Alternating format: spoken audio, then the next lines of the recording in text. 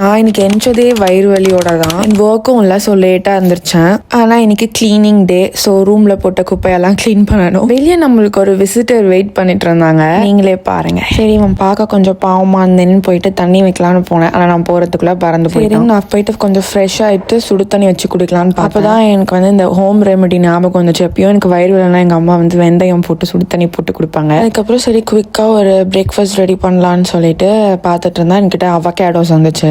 அது பார்த்தா அதுவும் ஒரு பேட் இதெல்லாம் முடிஞ்சது, கருகி போச்சு கைஸ். வேற செஞ்சு சாப்பிட்றதுக்கெல்லாம் தெம்பு இல்லைன்னு அதே கொஞ்சம் சாப்பிடலான்னு ட்ரை பண்ணேன். நல்லா இல்லை, விட்டுட்டேன். என்னடா இது டே நல்லாவே இல்லையேன்னு பார்த்துட்டு இருந்தா இந்த மேல் வீட்டுக்காரங்க வேற பகல்ல சவுண்டை போட்டு ரொம்ப டிஸ்டர்பன்ஸா இருந்துச்சு. மூட் கொஞ்சம் சரி பண்ணா பாட்டு கேட்டுட்டே நான் ரூம் எல்லாம் கிளீன் பண்ணிட்டு இருந்தேன். சரி லஞ்ச் அதுவும் நல்லா சாப்பிடலான்னு நல்லா சமைச்சு சாப்பிட்டுட்டு ஒரு நேப் எடுத்தேன். அண்ட் ஈவினிங் டிராயிங் கிளாஸ் இருந்துச்சு, என்னோட ஸ்டூடெண்ட்டும் வந்தா. ஸோ நாங்கள் அதை பண்ணிட்டு இருந்தோம். அண்ட் இன்னைக்கு என் ஃப்ரெண்டுக்கு பர்த்டே. இதை முடிச்சுட்டு நாங்க தான் போறேன். என்னடா கிஃப்ட் எதுவுமே வாங்கலேன்னு யோசிச்சுட்டு இருக்கும் போதுதான் சரி கடவுளெல்லாம் நம்மளுக்கு ஒரு வரம் கொடுத்திருக்காரு, நம்ம ஏன் பெயிண்ட் பண்ணக்கூடாது. இருந்த கொஞ்சம் டைம்ல என்ன பெயிண்ட் பண்ண முடியுமோ அதை பண்ணி கொண்டு போயிட்டேன். கிளம்புற அவசரத்துல வீட்டு செருப்பையை போட்டு கீழே இறங்கிட்டேன் கைஸ்.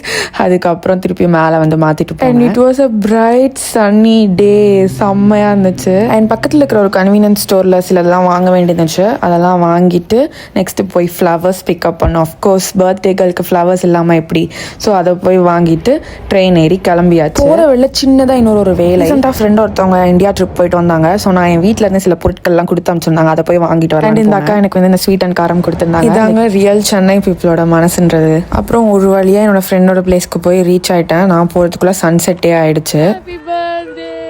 அப்புறம் வாங்கினதெல்லாம் கொடுத்துட்டு அப்புறம் நம்மளோட ஃபைனல் சர்ப்ரைஸும் கொடுத்தேன். She was so happy, she loved it. அவ்வளோதானே நம்மளுக்கு தேவை. அப்புறம் அதெல்லாம் முடிச்சுட்டு பக்கத்தில் நாங்கள் மூவி பார்க்கலான்னு கிளம்பிட்டோம். அண்ட் நாங்கள் பார்த்த மூவி